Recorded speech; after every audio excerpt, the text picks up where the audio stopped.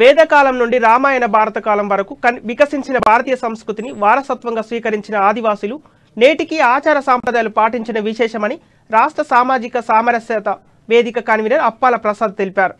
భాష, యాస, కట్టు బొట్టు కోసం అలాగే అడవి, చెట్టు, పుట్ట, నీటి రక్షణ కోసం ఆంగ్లేయులకు వ్యతిరేకంగా ఉద్యమించిన నవ యువకుడు బిర్సా ముండా అందరికీ ఆదర్శమని అప్పాల ప్రసాద్ అన్నారు.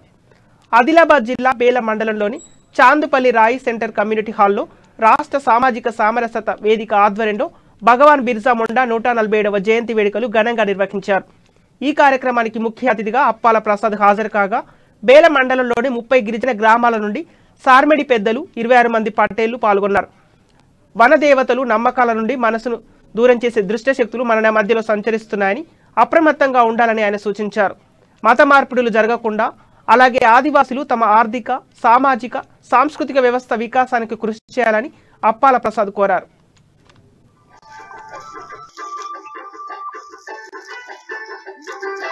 బిర్సా ముండా జయంతి ఉత్సవాల సందర్భంగా నవంబర్ 15, 1875లో జన్మించినటువంటి బిర్సా ముండా యొక్క జయంతి ఉత్సవాలను పురస్కరించుకొని సామాజిక సమరసత వేదిక ఈ యొక్క ఆదివాసీల్లో ఉండేటువంటి అన్ని తెగలు 7 తెగలు 9 తెగలు ఇక్కడైతే అన్ని తెగల వాళ్ళ మధ్యలో సమరసత నిర్మాణం చేయడం ఒకటి, అలాగే వేల సంవత్సరాలుగా తరతరాలుగా వస్తున్నటువంటి